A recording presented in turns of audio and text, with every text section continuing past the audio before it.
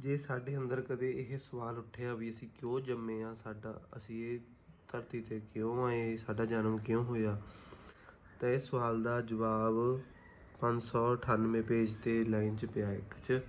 ਜਿਸ ਜਲ ਨਿਧੀ ਕਾਰਣੀ ਤੁਮ ਜਗੀ ਆਏ, ਸੋ ਅੰਮ੍ਰਿਤ ਗੁਰ ਪਾਹੀ ਜੀਓ। ਇਹ ਲਿਖਿਆ ਜਿਸ ਜਲ ਨਿਧੀ, ਨਿਧੀ ਹੁੰਦਾ ਖਜ਼ਾਨਾ, ਜਲ ਹੁੰਦਾ ਪਾਣੀ। ਜਿਸ ਪਾਣੀ ਦੇ ਖਜ਼ਾਨੇ ਕਾਰਨ ਤੂੰ ਜੱਗ ਵਿੱਚ ਆਇਆ, ਸੋ ਅੰਮ੍ਰਿਤ। ਇੱਥੇ ਇਹ ਵੀ ਲਿਖਣਾ ਸੀਗਾ ਵੀ ਜਿਸ ਜਲ ਨਿਧੀ ਕਾਰਨ ਤੁਮ ਜਗ ਆਏ, ਸੋ ਜਲ ਨਿਧੀ ਗੁਰ ਪਾਹੀ। ਇਹਨਾਂ ਜਲ ਨਿਧੀ ਦੀ ਜਗ੍ਹਾ 'ਤੇ ਅਗਲਾ ਸ਼ਬਦ ਅੰਮ੍ਰਿਤ ਵਰਤ ਲਿਆ। ਇਹਦਾ ਮਤਲਬ ਅੰਮ੍ਰਿਤ ਹੀ ਜਲ ਨਿਧੀ ਆ। ਜਲ ਨਿਧੀ ਤੇ ਨਿਧੀ ਖਜ਼ਾਨਾ ਹੁੰਦਾ। ਜਲ ਨਿਧੀ ਦਾ ਅਰਥ ਅੰਮ੍ਰਿਤ ਆ। ਇਸ ਸਮਾਨਾਂਤਰ ਸ਼ਬਦ ਵਰਤਿਆ ਹੈ। ਜਿਸ ਜਲ ਨਿਧੀ ਕਾਰਨ ਤੁਮ ਜਗ ਆਏ, ਸੋ ਅੰਮ੍ਰਿਤ ਗੁਰ ਪਾਹੀ ਜੀਓ। ਗੁਰ ਪਾਹੀ ਮੀਨਜ਼ ਪਾਸ, ਇਹ ਪਾਸ ਤੋਂ ਬਣਿਆ ਹੋਇਆ ਕੋਲ। ਗੁਰ ਤੁਹਾਨੂੰ ਪਤਾ ਹੀ ਹੈ ਗੁਰਬਾਣੀ ਦਾ ਸਿੱਖੀ ਸਿੱਖਿਆ ਗੁਰ ਵਿਚਾਰ, ਵਿਵੇਕ ਵਿਚਾਰ ਆ ਜਿਹੜੀ ਉਹ ਗੁਰ ਆ। ਅੰਮ੍ਰਿਤ ਉਹ ਗਿਆਨ ਜਿਹੜਾ ਕਦੇ ਖਤਮ ਨਹੀਂ ਹੁੰਦਾ, ਜਿਸਨੂੰ ਕਦੇ ਝੁਠਲਾਇਆ ਨਹੀਂ ਜਾ ਸਕਦਾ, ਜਿਹਦੇ ਸਮੇਂ ਦਾ ਕੋਈ ਅਸਰ ਨਹੀਂ ਹੁੰਦਾ, ਉਹ ਅੰਮ੍ਰਿਤ ਆ। ਉਹ ਮਰਦਾ ਨਹੀਂ ਗਾ। ਮਰਦਾ ਕਿਉਂ ਨਹੀਂ? ਕਿਉਂਕਿ ਉੱਥੇ ਸਮੇਂ ਦਾ ਕੋਈ ਅਸਰ ਨਹੀਂ ਗਾ। ਉਹ ਸੱਚ ਆ, ਤੱਤ ਗਿਆਨ ਸੱਚ। ਹੁਣ ਆਹ ਗ੍ਰੰਥ ਲਿਖਿਆ ਨੂੰ 500 ਜਾਂ 550 ਸਾਲ ਹੋ ਗਏ।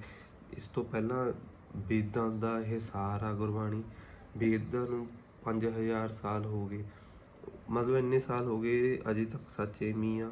ਸਾਇੰਸ ਦਾ ਜਿਹੜਾ ਸੱਚ ਆ, ਪਹਿਲਾਂ ਉਹਨਾਂ ਨੇ ਐਟਮ ਦੀ ਖੋਜ ਕੀਤੀ, ਐਟਮ ਉਹਨਾਂ ਨੇ ਰੱਦ ਕਰਕੇ ਅੱਗੇ ਫਿਰ ਪ੍ਰੋਟੋਨ ਨਿਊਟਰੋਨ, ਹੁਣ ਅੱਗੇ ਪ੍ਰੋਟੋਨ ਨਿਊਟਰੋਨ ਨੂੰ ਵੀ ਅੱਗੇ ਡਿਫਾਈਨ ਹੋਰ ਕਰ ਰਹੇ ਨੇ, ਹੋਰ ਡੂੰਘਾਈ 'ਚ ਖੋਜ ਹੋ ਰਹੀ, ਕਿਉਂਕਿ ਉਹ ਐਟਮ ਰੱਦ ਹੋ ਕੇ ਵੀ ਸਭ ਤੋਂ ਛੋਟਾ ਐਟਮ ਚੀਜ਼ ਧਰਤੀ 'ਤੇ ਐਟਮ ਆ। ਐਟਮ ਨੂੰ ਵੀ ਅੱਗੇ ਉਹਨਾਂ ਨੇ 3 ਹਿੱਸਿਆਂ 'ਚ ਵੰਡਤਾ। ਹੁਣ ਉਹ 3 ਹਿੱਸੇ ਵੀ ਅੱਗੇ ਹੋਰ ਖੋਜ ਹੋ ਰਹੀ ਆ।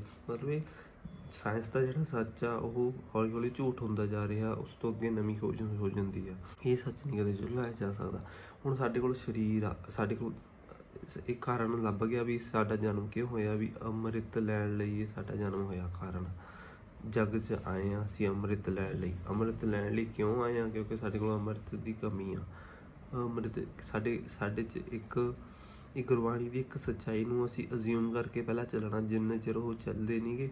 ਜਿਹੜਾ ਦਿਮਾਗਦਾਰ ਬੰਦਾ ਪਹਿਲਾਂ ਹੀ ਵਿਦਵਾਨ ਆ, ਉਹਦੀ ਬੁੱਧੀ ਇੰਨੀ ਹੰਕਾਰੀ ਗਈ, ਉਹ ਕਦੇ ਵੀ ਅਜ਼ਿਊਮ ਨਹੀਂ ਕਰੂਗਾ ਵੀ ਮੈਂ ਬਿਨਾਂ ਫੈਕਟ ਤੋਂ ਕੋਈ ਗੱਲ ਕਿਉਂ ਅਜ਼ਿਊਮ ਕਰਾਂ, ਮੈਨੂੰ ਫੈਕਟ ਚਾਹੀਦਾ। ਪਰ ਜੇ ਇਹ ਨਿਰਾਕਾਰੀ ਦੁਨੀਆ ਨੂੰ ਸੰਸਾਰੀ ਭਾਸ਼ਾ ਦੇ ਵਿੱਚ ਡਿਫਾਈਨ ਨਹੀਂ ਕੀਤਾ ਜਾ ਸਕਦਾ, ਇਸ ਲਈ ਪਹਿਲਾਂ ਅਜ਼ਿਊਮ ਕਰਕੇ ਚੱਲਣਾ ਪੈਣਾ। ਗੁਰਬਾਣੀ 'ਚ ਜਿੰਨਾ ਚਿਰ ਉਹ ਨਹੀਂ ਚੱਲਦੇ, ਅੱਗੇ ਦੀ ਸਿੱਖਿਆ ਨਹੀਂ ਮਿਲਦੀ। ਤਾਂ ਹੀ ਕਿਹਾ ਮੰਨੇ ਕੀ ਗਤੀ ਕਹੀ ਨਾ ਜਾਏ। ਪਹਿਲਾਂ ਮੰਨਣਾ ਪੈਣਾ, ਫਿਰ ਜਦੋਂ ਮੰਨ ਕੇ ਇੱਕ ਚੀਜ਼ ਚੱਲ ਪਈਏ, ਫਿਰ ਉਹਦੀ ਗਤੀ ਕਹੀ ਨਹੀਂ ਜਾ ਸਕਦੀ। ਇਹ ਮੰਨਣਾ। ਹੁਣ ਅਸੀਂ ਸਵੈ ਭੰਗ ਆ, ਸਾਡਾ ਗੁਣ ਆ, ਅਸੀਂ ਅਲੱਗ ਹੋਏ ਹਾਂ, ਇੱਕ ਸੱਚ ਤੋਂ ਅਲੱਗ ਹੋਏ ਹਾਂ। ਸੱਚ ਤੋਂ ਅਲੱਗ ਹੋਣ ਕਰਕੇ ਸਾਡਾ 52 ਰੂਪ ਹੋ ਗਿਆ, ਛੋਟਾ ਰੂਪ। 52 ਮਤਲਬ ਛੋਟਾ। ਸਾਡੇ ਕੋਲ ਸੱਚ ਨਹੀਂ ਰਿਹਾ, ਉਹ ਅੰਮ੍ਰਿਤ ਨਹੀਂ ਰਿਹਾ। ਉਹ ਅੰਮ੍ਰਿਤ ਲੈਣ ਲਈ ਜਦ ਸਰੀਰ ਲੈ ਲਿਆ, ਸਾਡੇ ਕੋਲ ਅੰਮ੍ਰਿਤ ਨਹੀਂ ਹੈਗਾ। ਜਿਨ੍ਹਾਂ ਨੇ ਜਨਮ ਲਿਆ ਉਹ ਅਲੱਗ ਹੋਏ ਨੇ ਸਵੈ ਭੰਗ। ਉਹਨਾਂ ਨੇ ਅੰਮ੍ਰਿਤ ਲੈ ਕੇ ਹੀ ਦੁਬਾਰਾ ਮਿਲਣਾ, ਜੋਤੀ ਜੋਤ ਸਮਾਉਣਾ, ਦੁਬਾਰਾ ਸੱਚ ਨਾਲ ਮਿਲਣਾ। ਜਿੰਨਾ ਚਿਰ ਸੱਚ ਨਹੀਂ ਹੋਊਗਾ ਉਹਨਾਂ ਚਿਰ ਮਿਲਣਾ ਨਹੀਂ ਗਾ। ਅੰਮ੍ਰਿਤ। ਹੁਣ ਸਾਡੇ ਕੋਲ ਇਹੋ ਜਿਹਾ ਕੁਛ ਨਹੀਂ ਜਿਹੜਾ ਸਾਨੂੰ ਕਾਲ ਤੋਂ ਬਚਾ ਸਕੇ। ਹੁਣ ਕਾਲ ਕੋਈ ਦੰਦਾਂ ਵਾਲਾ ਭੂਤ ਨਹੀਂ ਗਾ, ਕੋਈ ਦਾਨਵ ਰਾਕਸ਼ਸ ਨਹੀਂ ਗਾ। ਕਾਲ ਸਮਾਂ, ਅਸੀਂ ਸਮੇਂ ਦੇ ਬੱਧੇ ਹੋਏ ਹਾਂ। ਇਹ ਸਰੀਰ 80 ਸਾਲ 70 ਸਾਲ 100 ਸਾਲ ਇਹ ਸਰੀਰ ਦਾ ਸਮਾਂ, ਸਾਡੇ ਹਰੇਕ ਔਰਗਨ ਦਾ ਸਮਾਂ, ਸਾਡੀ ਜਿਹੜੀ ਬੁੱਧੀ ਅਸੀਂ ਇਕੱਠੀ ਕਰ ਰਹੇ ਹਾਂ ਜੀਵਨ ਦੇ ਵਿੱਚ, ਸਾਡੀ ਸਾਰੀਆਂ ਯਾਦਾਂ, ਸਾਰਾ ਕੁਝ ਉਹ ਸਮੇਂ ਨੇ ਬੱਧੀਆਂ ਹੋਈਆਂ ਨੇ, ਸਮੇਂ 'ਚ ਨੇ।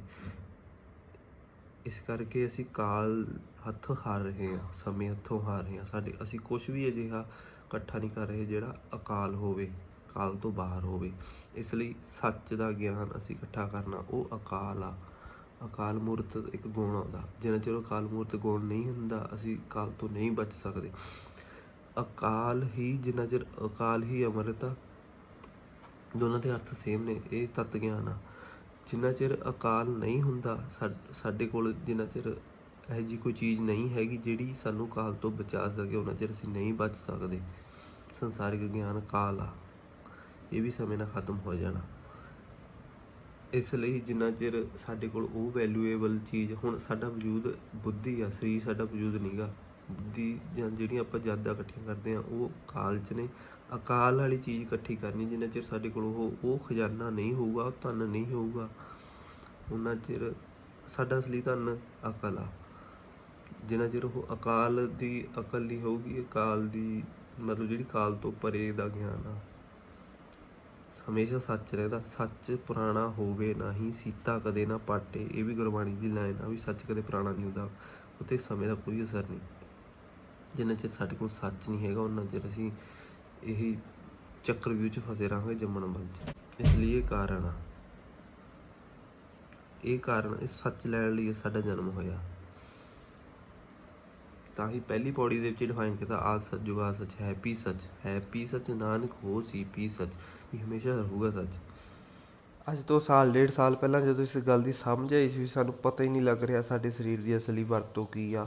ਇਸ ਸਰੀਰ ਨੂੰ ਅਸੀਂ ਗਲਤ ਵਰਤ ਰਹੇ ਹਾਂ। ਤਾਂ ਉਸ 'ਤੇ ਇੱਕ ਗੱਲ ਲਿਖੀ ਸੀਗੀ, ਇਹ ਮੈਂ ਸ਼ਾਇਦ ਕਿਤੇ ਪੋਸਟ ਵੀ ਕੀਤੀ ਸੀ, ਮੈਨੂੰ ਪਤਾ ਨਹੀਂ ਮੈਂ ਕਿੱਥੇ ਪੋਸਟ ਕੀਤੀ ਆ ਇਹ, ਪਰ ਉਹ ਇੱਕ ਬੁਝਾਰਤ ਦੇ ਰੂਪ ਵਿੱਚ ਕੁਛ ਲਿਖ ਕੇ ਮੈਂ ਪੋਸਟ ਕੀਤਾ ਸੀਗਾ। ਉਹ ਆ ਵੀ ਜੇ ਸਾਨੂੰ ਕੋਈ ਵਸਤੂ ਮਿਲ ਜਾਵੇ, ਜਾਂ ਐਵੇਂ ਕਹਿ ਲਵੋ ਕੋਈ ਵਸਤੂ ਹੈ ਅਤੇ ਸਾਨੂੰ ਉਸ ਦੀ ਵਰਤੋਂ ਦਾ ਨਹੀਂ ਪਤਾ ਕਿ ਉਹ ਕਿਸ ਕੰਮ ਦੀ ਹੈ, ਤਾਂ ਸਾਨੂੰ ਉਸ ਵਸਤੂ ਦੀ ਕਦੇ ਵੀ ਅਸਲੀ ਕੀਮਤ ਨਹੀਂ ਪਤਾ ਲੱਗ ਸਕਦੀ। ਅਸੀਂ ਭੁਲੇਖੇ ਵਿੱਚ ਉਸ ਨੂੰ ਹੋਰ ਹੀ ਕੰਮਾਂ ਵਿੱਚ ਵਰਤੀ ਜਾ ਸਕਦੇ ਹਾਂ, ਜਿਨ੍ਹਾਂ ਕੰਮਾਂ ਲਈ ਉਹ ਅਸਲ ਵਿੱਚ ਬਣੀ ਹੀ ਨਹੀਂ, ਕਿਉਂਕਿ ਉਸ ਨੂੰ ਹੋਰ ਕੰਮਾਂ ਲਈ ਵੀ ਵਰਤੋਂ ਵਿੱਚ ਲਿਆ ਜਾ ਸਕਦਾ ਹੈ। ਓਬੀਅਸਲੀ ਸਰੀਰ ਅਸੀਂ ਹੋਰ ਕੰਮਾਂ ਲਈ ਵੀ ਵਰਤ ਸਕਦੇ ਹਾਂ, ਉਹਨੂੰ ਵਰਤ ਰਹੇ ਹਾਂ, ਪਰ ਉਹ ਖਾਸ ਕੰਮ ਜਿਸ ਲਈ ਉਹ ਵਸਤੂ ਬਣੀ ਹੈ, ਜਿਸ ਨੂੰ ਕਰਨ ਵਿੱਚ ਹੀ ਉਸਦੀ ਅਸਲੀ ਕੀਮਤ ਬਣਦੀ ਹੈ, ਉਸ ਦਾ ਸਾਨੂੰ ਪਤਾ ਹੀ ਨਹੀਂ ਲੱਗ ਰਿਹਾ। ਸਵਾਲ ਇਹ ਹੈ ਕਿ ਉਸ ਵਸਤੂ ਦੀ ਅਸਲੀ ਕੀਮਤ, ਅਸਲੀ ਵਰਤੋਂ ਦਾ ਪਤਾ ਕਿਵੇਂ ਲੱਗੇ। ਜੇ ਉਸ ਦੀ ਬਣਤਰ ਨੂੰ ਦੇਖ ਕੇ ਇਹ ਜਾਣ ਲਈਏ ਕਿ ਉਹ ਕਿਸ ਤੋਂ ਬਣੀ ਹੈ, ਫਿਰ ਸਾਨੂੰ ਆਪ ਹੀ ਪਤਾ ਲੱਗ ਜਾਣਾ ਕਿ ਉਹ ਕਿਸ ਕੰਮ ਲਈ ਬਣੀ ਹੈ। ਮਤਲਬ ਜੇ ਅਸੀਂ ਆਪਣਾ ਮੂਲ ਪਛਾਣ ਲਈਏ, ਸਾਡਾ ਮੂਲ ਕੀ ਆ, ਅਸੀਂ ਕਿੱਥੋਂ ਪੈਦਾ ਹੋਏ ਹਾਂ, ਸਾਨੂੰ ਆਪਣੇ ਆਪ ਪਤਾ ਲੱਗ ਰਿਹਾ ਵੀ ਅਸੀਂ ਬਸ ਇਸ ਸਰੀਰ ਦੀ ਕੀ ਵਰਤੋਂ ਅਸਲੀ। ਉਸ ਦੇ ਅਸਲੀ ਕੰਮ ਨੂੰ ਛੱਡ ਕੇ ਉਸ ਨਾਲ ਹੋਰ ਕੋਈ ਵੀ ਕੰਮ ਕਰੀ ਜਾਓ, ਉਹ ਵਿਅਰਥ ਹਨ, ਕੁਫੱਕੜੇ ਹਨ। ਕੁਫੱਕੜੇ ਸ਼ਬਦ ਜਾਣ ਕੇ ਵਰਤਿਆ ਗਿਆ।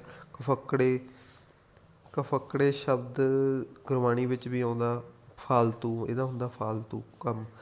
ਇਹ ਕਿ ਤੁਕ ਆਉਂਦੀ ਹੈ ਨਾ, ਪ੍ਰਾਣੀ ਤੋਂ ਆਇਓ ਲਾਹਾ ਲੈਣ, ਕਿਤ ਲੱਗੇ ਕੰਮ ਕੁਫੱਕੜੇ ਨਿਤ ਮੁੱਕਦੀ ਚੱਲੀ ਰਹਿਣ। ਜਾਣ ਕੇ ਇਹ ਵੀ ਸਮਝ ਆ ਸਕੇ ਕੋਈ ਹਿੰਟ ਲਈ ਵੀ ਇਹ ਗੱਲ ਕਿਸ ਦੀ ਹੋ ਰਹੀ ਆ। ਇਹ ਗਲਤ ਵਰਤੋਂ ਹੈ ਉਸ ਚੀਜ਼ ਜਾਂ ਉਸ ਵਸਤੂ ਦੀ, ਅਤੇ ਇਹ ਗਲਤ ਵਰਤੋਂ ਹੀ ਇਸ ਸਮੇਂ ਦੁਨੀਆ ਦੀਆਂ ਸਾਰੀਆਂ ਸਮੱਸਿਆਵਾਂ ਦੀ ਜੜ ਹੈ। ਓਬੀਅਸਲੀ ਜੜ ਆ ਸਾਰੀਆਂ ਸਮੱਸਿਆ ਇਸ ਕਰਕੇ ਕ੍ਰੀਏਟ ਹੋਈਆਂ ਨੇ ਕਿਉਂਕਿ ਅਸੀਂ ਸਰੀਰ ਦੀ ਗਲਤ ਵਰਤੋਂ ਕਰ ਰਹੇ ਹਾਂ। ਅਸੀਂ ਸਰੀਰ ਨੂੰ ਵਰਤ ਰਹੇ ਹਾਂ ਪੈਸਾ ਕਮਾਉਣ ਲਈ, ਨਾਮ ਕਮਾਉਣ ਲਈ, ਦੁਨੀਆ 'ਤੇ ਆਪਣੀ ਵਜੂਦ ਕਾਇਮ ਕਰਨ ਲਈ। ਅਸੀਂ ਪ੍ਰਧਾਨ ਮੰਤਰੀ ਬਣਦੇ ਨੇ ਲੋਕ, ਮਾਸਟਰ ਸਟਰੋਕ ਕਰਦੇ ਨੇ ਵੀ ਅਸੀਂ ਵੱਡੇ ਦਿਖੀਏ, ਅਸੀਂ ਕੁਛ ਕੀਤਾ, ਆਪਣੀ ਟਰੈਕਟਰੀਆਂ ਵੰਡ ਲੀਆਂ, ਕ੍ਰੀਏਟ ਕਰ ਲਈਆਂ, ਬਾਰਡਰ ਕ੍ਰੀਏਟ ਕਰ ਲਏ, ਅਸੀਂ ਉਹ ਬਾਰਡਰਾਂ ਨੂੰ ਵਧਾ ਰਹੇ ਹਾਂ, ਉਸ ਕਰਕੇ ਲੜਾਈਆਂ ਲੜ ਰਹੇ ਹਾਂ। ਜਿਵੇਂ ਚਾਈਨਾ ਇੰਡੀਆ, ਉਹ ਬਾਰਡਰਾਂ ਕਰਕੇ ਲੜਾਈਆਂ ਹੋ ਰਹੀਆਂ ਨੇ, ਵਧਾ ਰਹੇ ਹਾਂ। ਇਹ ਸਾਰੀਆਂ ਮਨੁੱਖਤਾ ਨੇ ਸਰੀਰ ਦੀ ਗਲਤ ਵਰਤੋਂ ਕਰਕੇ ਸਾਰੀਆਂ ਸਮੱਸਿਆਵਾਂ ਕ੍ਰੀਏਟ ਹੋ ਰਹੀਆਂ ਨੇ। ਅਸੀਂ ਸਰੀਰ ਨੂੰ ਪਰਿਵਾਰ ਪਾਲਣ 'ਚ, ਪੈਸਾ ਕਮਾਉਣ ਦੇ ਵਿੱਚ ਵਰਤ ਰਹੇ ਹਾਂ। ਮੈਨੂੰ ਪਤਾ ਹੈ ਮੈਂ ਕਿਸ ਦੀ ਗੱਲ ਕਰ ਰਿਹਾ ਹਾਂ। ਜਦੋਂ ਤੁਹਾਡੇ ਅੰਦਰ ਇਸ ਨੂੰ ਜਾਣਨ ਦੀ ਤਾਂਘ ਪੈਦਾ ਹੋਣੀ, ਤੁਹਾਨੂੰ ਆਪੇ ਪਤਾ ਲੱਗ ਜਾਣਾ ਕਿ ਇਹ ਕਿਸ ਚੀਜ਼ ਦੀ ਗੱਲ ਕੀਤੀ ਹੈ। ਇਹ ਜਨਕ ਬੁਝਾਰਤ ਦੇ ਰੂਪ 'ਚ ਵੀ ਜੇ ਕਿਸੇ ਨੂੰ ਅੰਦਰ ਤਾਂਘ ਹੋਊ ਤਾਂ ਉਹਨੂੰ ਆਪਣੇ ਆਪ ਪਤਾ ਲੱਗ ਜਾਵੇ ਕਿਸ ਦੀ ਗੱਲ ਕੀਤੀ ਗਈ ਆ। ਹੁਣ ਉਹ ਗੁਰਬਾਣੀ ਦੀ ਉਸ ਤੁਕ ਦੇ ਵਿੱਚ ਕਾਰਨ ਵੀ ਦੱਸਿਆ ਗਿਆ, ਸਾਡੇ ਸਰੀਰ ਅਸੀਂ ਜਨਮ ਕਿਉਂ ਲਿਆ, ਜਲ ਨਿਧੀ ਜਿਹੜਾ ਅੰਮ੍ਰਿਤ ਆ ਉਹਨੂੰ ਲੈਣ ਲਈ। ਅਤੇ ਉਹ ਮਿਲਦਾ ਕਿੱਥੋਂ ਆ, ਗੁਰਪਾਸ ਉਹ ਵੀ ਦੱਸਦਾ ਵੀ ਉਹ ਗੁਰ ਤੋਂ ਮਿਲਦਾ। ਹੁਣ ਇੰਨਾ ਕੁਛ, ਇਹ ਸਾਰਾ ਕੁਛ ਜਾਣਨ ਲਈ ਗੁਰਬਾਣੀ ਦਾ ਅਧਿਐਨ ਕਰਨਾ ਬਹੁਤ ਜ਼ਰੂਰੀ ਆ, ਤਾਂ ਹੀ ਇਹ ਸਰੀਰ ਦੀ ਅਸਲੀ ਵਰਤੋਂ 'ਤੇ ਅਸੀਂ ਕੀਮਤ ਪਾ ਸਕਦੇ ਹਾਂ। ਅਸੀਂ ਹੁਣ ਮੰਨ ਲਓ ਦੁਨੀਆ 'ਤੇ ਇੱਕ ਐਗਜ਼ੈਂਪਲ ਦੇਣਾ ਵੀ ਕਿਸੇ ਚੀਜ਼ ਦੀ ਵਰਤੋਂ ਗਲਤ ਕਰਨ ਨਾਲ ਕੀ ਸਿੱਟੇ ਨਿਕਲਦੇ ਨੇ। ਹੁਣ ਮੰਨ ਲਓ ਕਿਸੇ ਦੁਨੀਆ ਦੇ ਕੋਈ ਪਰਲੋ ਆ ਗਈ, ਬਹੁਤ ਕੋਈ ਪਰਮਾਣੂ ਬੰਬ ਕਰ ਗਿਆ, ਕੁਛ ਵੀ ਹੋ ਗਿਆ, ਸਾਰਾ ਕੁਛ ਖਤਮ ਹੋ ਗਿਆ, ਤਹਿਸ ਨਹਿਸ ਹੋ ਗਿਆ, ਬਹੁਤ ਘੱਟ ਲੋਕੀ ਬਚੇ ਨੇ, 100 200। ਉਹ ਗਾਹਾਂ ਬੱਚੇ ਪੈਦਾ ਕਰਦੇ ਨੇ, ਬੱਚਿਆਂ ਦੇ ਗਾਹਾਂ ਬੱਚੇ ਹੁੰਦੇ ਨੇ, 2 3 ਪੀੜ੍ਹੀਆਂ ਗਾਹਾਂ ਅੱਗੇ ਚੱਲਦੀਆਂ ਨੇ। ਉਹਨਾਂ ਨੂੰ ਕੁਛ ਨਹੀਂ ਪਤਾ ਵੀ ਪੁਰਾਣੀ ਦੁਨੀਆ ਨੇ ਕੀ ਚੀਜ਼ਾਂ ਬਣਾਈਆਂ ਸੀ, ਕੀ ਉਹ ਸਿਰਫ ਬਹੁਤ ਬੇਸਿਕ ਜੰਗਲ 'ਚ ਰਹਿੰਦੇ ਹੁੰਦੇ, ਜਿਵੇਂ ਬੇਸਿਕ ਰੂਪ 'ਚ ਰਹਿਣਾ ਸ਼ੁਰੂ ਕਰਦੇ ਨੇ। ਉਹਨਾਂ ਨੂੰ ਕੁਛ ਨਹੀਂ ਪਤਾ ਵੀ ਪੁਰਾਣੀ ਦੁਨੀਆ ਨੇ ਕੀ ਬਣਾਇਆ ਸੀ ਕੀ ਨਹੀਂ। ਜਿਹੜੇ ਦੱਸਣ ਵਾਲੇ ਸੀਗੇ, ਕੁਛ ਬਚੇ ਸੀਗੇ, ਉਹ ਵੀ ਮਰ ਗਏ, ਉਹਨਾਂ ਦੀ ਜ਼ਿੰਦਗੀ ਖਤਮ ਹੋ ਗਈ, ਬੁੜੇ ਹੋ ਕੇ ਮਰ ਗਏ। ਗਾਹਾਂ 2 3 ਸਾਲ ਬਾਅਦ ਜਦੋਂ ਨਵੀਆਂ ਜਨਰੇਸ਼ਨਾਂ ਨੂੰ ਬਾਏ ਚਾਂਸ ਕੋਈ ਕਾਰ ਮਿਲ ਜਾਂਦੀ ਹੈ, ਗੱਡੀ ਜਿਹਨਾਂ ਆਪਾਂ ਟਰੈਵਲ ਕਰਦੇ ਹਾਂ, ਉਹ ਗੱਡੀ ਨੂੰ ਦੇਖਦੇ ਨੇ ਵੀ ਇਹ ਕਾਹਦੇ ਲਈ, ਉਹਨਾਂ ਨੂੰ ਪਤਾ ਹੀ ਨਹੀਂ ਜਦ ਵੀ ਇਹ ਕੀ ਚੀਜ਼ ਆ, ਕਿਸ ਚੀਜ਼ ਲਈ ਬਣੀ ਸੀਗੀ। ਉਹ ਦੇਖਦੇ ਨੇ, ਉਹਨੂੰ ਚੱਕ ਕੇ ਲੈ ਜਾਂਦੇ ਨੇ ਆਪਣੇ ਘਰ। ਉਹਨੂੰ ਦੇਖੀ ਜਾਂਦੇ ਨੇ, ਪੜਤਾਲ ਕਰਦੇ ਨੇ ਵੀ ਕੀ ਚੀਜ਼ ਆ। ਫਿਰ ਬਾਏ ਚਾਂਸ ਉਹਦੀ ਟਾਕੀ ਖੁੱਲ੍ਹ ਜਾਂਦੀ ਆ, ਟਾਕੀ ਖੁੱਲ੍ਹ ਕੇ ਪਰ ਉਹਨਾਂ ਨੂੰ ਪਤਾ ਹੀ ਲੱਗਦਾ ਵੀ ਇਹਦੀ ਵਰਤੋਂ ਕੀ ਆ। ਫਿਰ ਉਹ ਟਾਕੀ ਖੋਲ੍ਹ ਕੇ ਉਹਦੇ ਵਿੱਚ ਚੀਜ਼ਾਂ ਰੱਖਣੀਆਂ ਸ਼ੁਰੂ ਕਰ ਦਿੰਦੇ ਨੇ, ਸਟੋਰ ਕਰ ਦਿੰਦੇ ਨੇ, ਕੱਪੜੇ ਰੱਖਣੇ ਜਾਂ ਕੋਈ ਭਾਂਡੇ ਜਾਂ ਕੁਛ, ਉਹਨੂੰ ਅਲਮੀਰਾ ਜਾਂ ਅਲਮਾਰੀ ਦੇ ਰੂਪ ਵਿੱਚ ਵਰਤਣਾ ਸ਼ੁਰੂ ਕਰ ਦਿੰਦੇ ਨੇ। ਪਰ ਉਹਨਾਂ ਨੂੰ ਉਹ ਕਾਰ ਦੀ ਅਸਲੀ ਵਰਤੋਂ ਨਹੀਂ ਪਤਾ ਲੱਗਦੀ। ਹੁਣ ਇਸੇ ਤਰ੍ਹਾਂ ਹੀ ਉਹ ਕਾਰ ਦੀ ਅਸਲੀ ਵਰਤੋਂ ਨਹੀਂ ਪਤਾ ਲੱਗਦੀ ਤਾਂ ਉਹਦੀ ਅਸਲੀ ਕੀਮਤ ਨਹੀਂ ਪੈ ਸਕਦੀ। ਉਹਦੀ ਇੱਕ ਅਲਮਾਰੀ ਦੇ ਰੂਪ ਦੇ ਵਿੱਚ ਅਲਮਾਰੀ ਦੇ ਮੁੱਲ ਦੀ ਕੀਮਤ ਪੈ ਗਈ ਵੱਡੀ ਮਹਿੰਗੀ ਕਾਰ ਦੀ। ਇਸੇ ਤਰ੍ਹਾਂ ਸਰੀਰ ਦੀ ਜਦੋਂ ਚਿਰ ਅਸੀਂ ਅਸਲੀ ਵਰਤੋਂ ਨਹੀਂ ਪਤਾ ਸਾਨੂੰ, ਅਸੀਂ ਸਸਤੀ ਮੁੱਲ ਬਣਾ ਲਏ ਇਹਦੇ ਸਰੀਰ ਦੇ। ਇਹ ਇੱਕ ਐਗਜ਼ੈਂਪਲ ਸੀਗੀ ਦੱਸਣ ਲਈ ਵੀ ਹਾਂ ਅਸੀਂ ਕਿਵੇਂ ਸਰੀਰ ਨੂੰ ਗਲਤ ਵਰਤ ਰਹੇ ਆ। ਇਹ ਸਾਰੀ ਦੁਨੀਆ, ਅਸੀਂ ਸਾਰੇ, ਸਾਨੂੰ ਪਤਾ ਹੀ ਨਹੀਂ ਸਾਡਾ ਸਰੀਰ ਕਿਸ ਕੰਮ ਲਈ ਬਣਿਆ, ਅਸੀਂ ਕਿਉਂ ਪੈਦਾ ਹੋਏ ਆ। ਨਾ ਹੀ ਸਾਨੂੰ ਕੋਈ ਦੱਸਣ ਵਾਲਾ ਕਿਸੇ ਨੂੰ ਐਸਾ ਗਿਆਨ ਹੀ ਨਹੀਂ ਗਾ ਕੋਈ ਦੱਸ ਸਕੇ ਵੀ ਸਰੀਰ ਕਿਉਂ ਪੈਦਾ ਹੋਇਆ, ਕਿਉਂ ਅਸੀਂ ਬਣੇ ਆ। ਜਿੱਥੇ ਇਹ ਗਿਆਨ ਪਿਆ ਗ੍ਰੰਥਾਂ ਵਿੱਚ, ਉਹ ਗ੍ਰੰਥਾਂ ਨੂੰ ਕੁਛ ਚੱਜ ਨਾਲ ਕੋਈ ਪੜ੍ਹ ਨਹੀਂ ਰਿਹਾ। ਨਿਤਨੇਮ ਇੱਕ ਫੋਰਮੈਲਿਟੀ ਪੈਦਾ ਕਰ ਲਈ ਆਪਾਂ ਨੇ ਵੀ, ਇੱਕ ਅੱਖਰ ਪੜ੍ਹ ਕੇ ਰੋਜ਼ ਰੱਖ ਦੇਣੇ ਆ, ਨਹਾ ਕੇ ਪੜ੍ਹ ਕੇ। ਉਹ ਗ੍ਰੰਥਾਂ ਨੂੰ ਅਸੀਂ ਪੜ੍ਹ ਨਹੀਂ ਰਹੇ। ਫਿਰ ਪਤਾ ਕਿਵੇਂ ਲੱਗੇ ਲੋਕਾਂ ਨੂੰ ਵੀ ਅਸੀਂ ਇਹ ਸਰੀਰ ਦੀ ਅਸਲੀ ਵਰਤੋਂ ਕੀ ਆ, ਅਸੀਂ ਕੀ ਕਰਨਾ ਅਤੇ ਅਸੀਂ ਕੀ ਕਰ ਰਹੇ ਹਾਂ। ਇਹ ਬਹੁਤ ਵੱਡਾ ਸਵਾਲ ਆ ਮਨੁੱਖਤਾ ਦੇ। ਗੁੰਝਲ ਇੱਕ ਬਿਮਾਰੀ ਦੇ ਰੂਪ ਵਿੱਚ ਸਾਰੇ ਮਨੁੱਖਤਾ ਨੂੰ ਜਕੜ ਰਹੇ ਆ ਇਹ ਗੱਲ, ਜਦੋਂ ਅਸੀਂ ਸਰੀਰ ਦੀ ਵਰਤੋਂ ਹੀ ਨਹੀਂ ਜਾਣਦੇ ਹੈਗੇ।